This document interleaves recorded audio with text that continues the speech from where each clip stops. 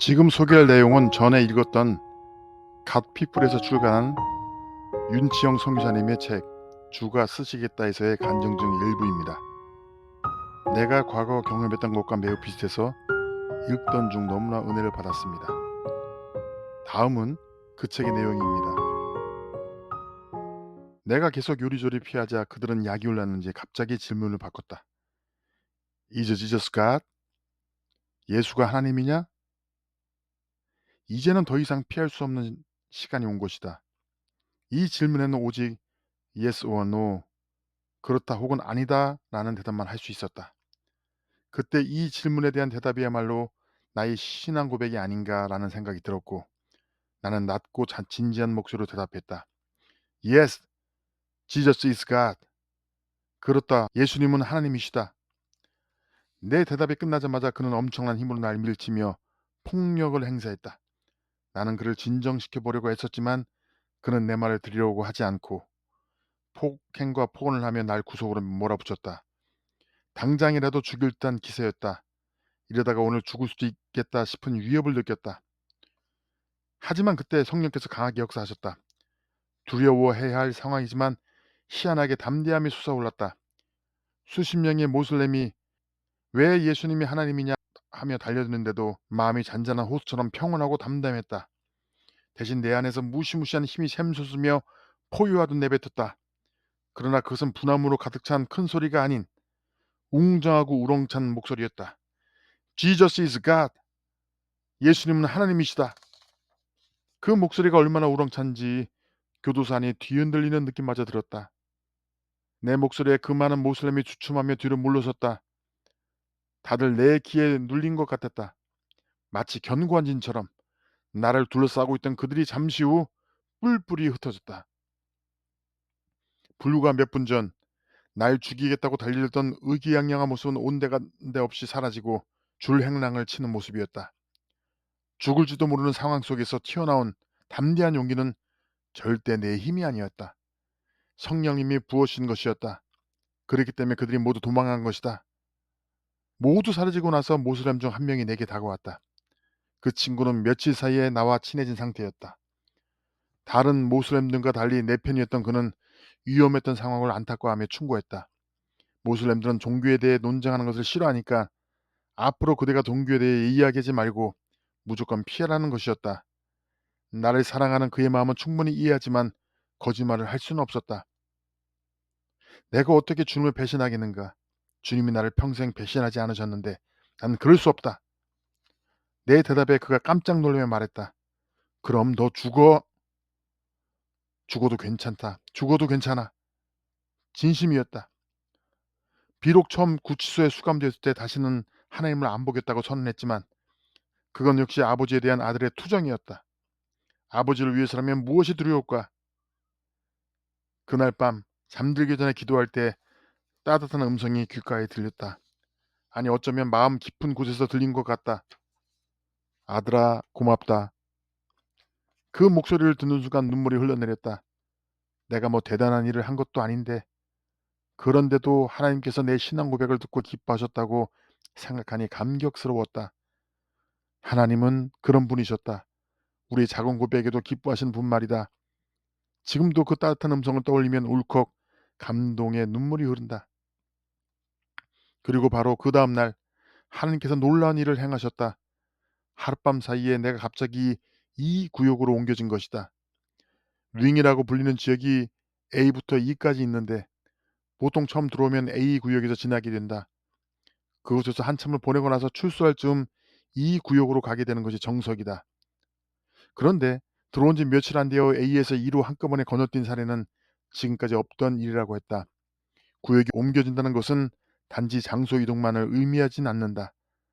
출소 직전에 이 구역의 수감자들은 혹여 불미스러운 일에 휘말리지 않도록 늘 몸을 사리고 조심스럽게 행동한다.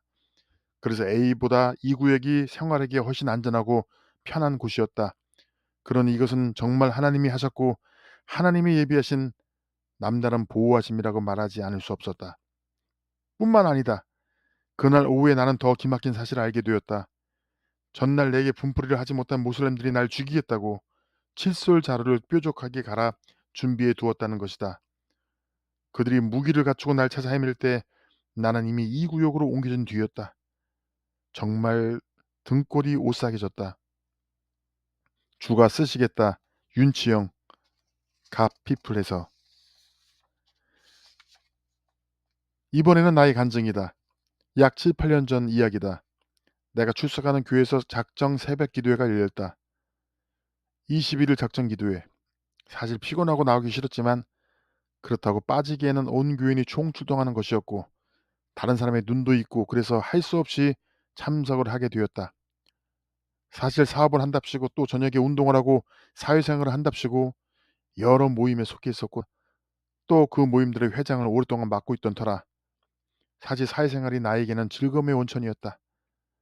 매일 운동 끝나고 밤마다 세상 친구 지인들과 먹고 웃고 떠드는 모임이 사실 나의 세상 사는 낙이었고 교회 생활과 봉사는 뒷전으로 미룬 지 이미 오래였다. 과거 청년 시절에 하나님께 진심으로 봉사하고 기도하며 주님을 섬기며 헌신하던 때도 있었지만 사업을 시작하고 여러 모임에 참석해서 사회 친구들을 사귀면서부터 하나님에 대한 헌신도 희미해지고 한때의 지나간 추억이 되고 말았다. 그때의 나의 활력소는 역시 지인들과의 모임이었다. 그러던 중 등 떠밀려 참석한 작정 새벽 예배. 내가 참석한 지 며칠이 지났다. 여느 때와 같이 참석한 새벽 예배, 예배가 끝나고 각자 기도를 하던 중 하나님이 나에게 은혜를 물붓듯이 부어주신다. 그리고 예전에 청년 시절 그리고 신혼 초에 하나님께 봉사하던 모습을 떠오르게 하신다. 벌써 몇십 년 전의 일이다. 충청도에 있는 시골의 어느 교회에서 부흥회를 하는데 부흥 집회 반주자가 없다고 누가 나에게 도움을 요청하였다. 그래서 당시 내가 가지고 있던 신사이저를 가지고 경기도에서 내 차를 몰고 몇 번을 왕복하며 집회 반주로 봉사했었다. 당시 나는 부흥회나 기도원 집회 그리고 어려운 곳이 있다면 어디서나 무사례로 봉사하곤 했다. 그리고 이렇게 하는 것이 나를 사랑하신 예수님께 보답하는 것이라고 생각하고 항상 진심으로 하려고 하였다. 그날 집회가 끝나고 그 교회 담임 목사님이 나에게 5만 원을 주신다. 봉사해줘서 고맙다고 얼마 안 되지만 차비로 쓰라는 것이다. 극구 손살을 치며 사양하는 나에게 억지로 쥐어주는 봉투. 돈이 필요한 나에게 그 봉투가 마냥 싫지만은 않다. 그 5만 원은 당시 나에게 기름값으로 식사비로 요긴할 돈이긴 했다. 그런 한쪽 마음에서는 사례에 즐거워하고 좋아하는 내가 걱정스러워졌다. 그리고 이런 게 익숙해질 것과 또한 은근히 바랄 내가 되는 것이 싫었다. 하나님에 대한 나의 사랑이 희석될 것이 싫었다. 그래서 그때 나는 하나님께 속으로 기도했었다. 하나님 이거 하나님께 드릴게요. 대신 하나님 나의 평생에 돈 때문에 주님께 봉사하지 않게 해주세요. 나의 이익을 위해 살지 않게 하시고 평생 주님만을 사랑해서 봉사하게 해주세요. 새벽 기도에 기도하던 중 하나님이 몇십 년이나 지난 바로 그때 그 상황을 떠오르게 하신 것이다.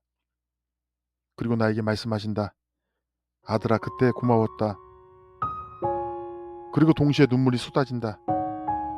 우주의 창조자신 그 하나님 아버지가 나에게 고맙다고?